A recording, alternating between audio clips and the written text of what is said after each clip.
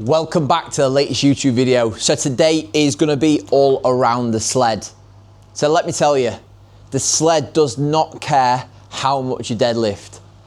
I've had clients that could lift 200 kilos on the deadlift, but they fall apart on this piece.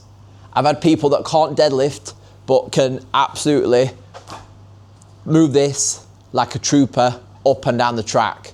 So it's not about sometimes how strong you are. Yes, that plays a part, but it's about utilizing this effectively with technique, with effort, and moving it purposefully and not just treating it like a max effort. So in this video, I'm going to take you through some tips, some key mistakes, and how you can improve this piece of equipment in training, on your next race, or if you're just generally using it.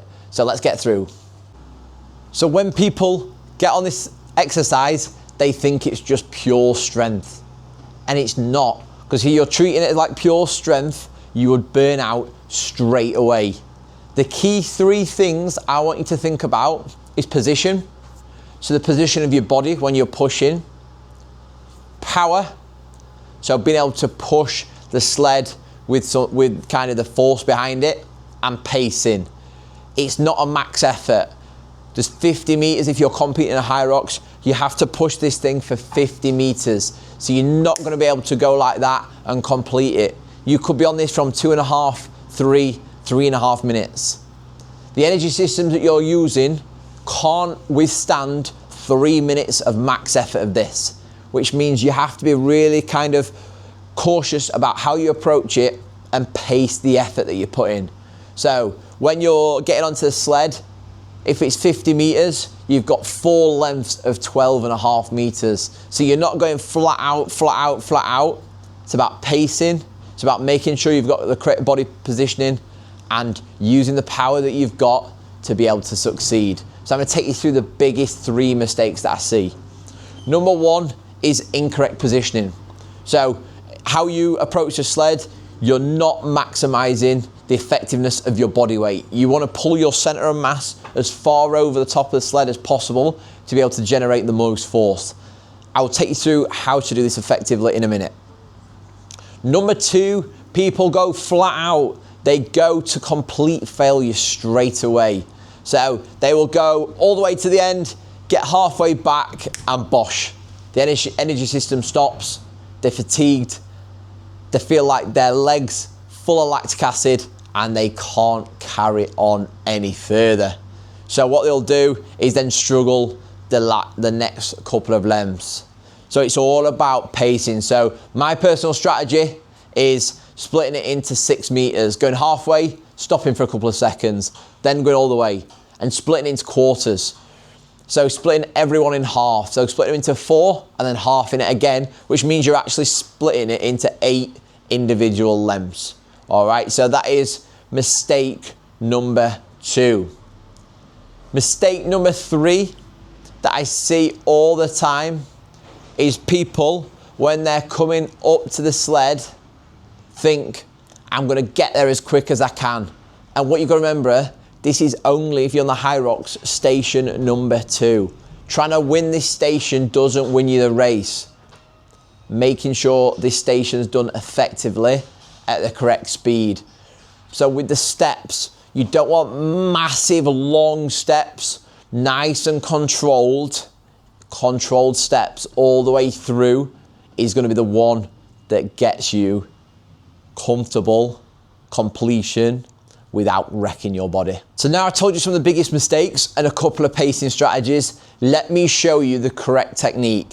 So I see so many people starting off, arms extended away from the body, elbows fully locked out. That's gonna be putting a hell of a lot of stress through the elbows because you're hyperextending at the elbows, through the shoulders, and then the shoulders are gonna fatigue before the legs. So what you wanna do is bring your center of mass as far over the sled as you can.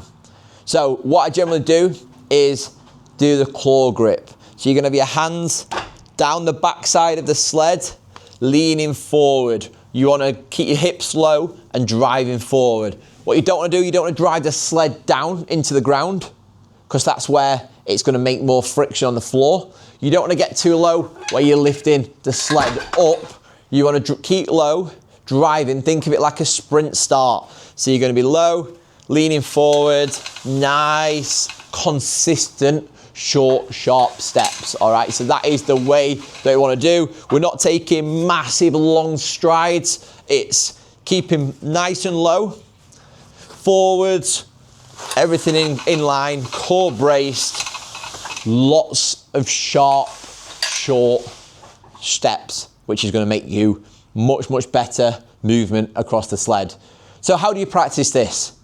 I'll give you a couple of ways. Number one is just rinse and repeating it in your sessions. So when you're doing things like HYROX simulations, spending more time on the sled.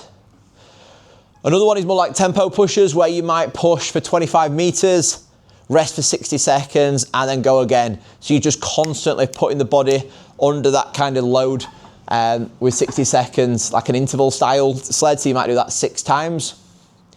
Number 3 is max effort loads, where you're going to be lifting heavier than you would.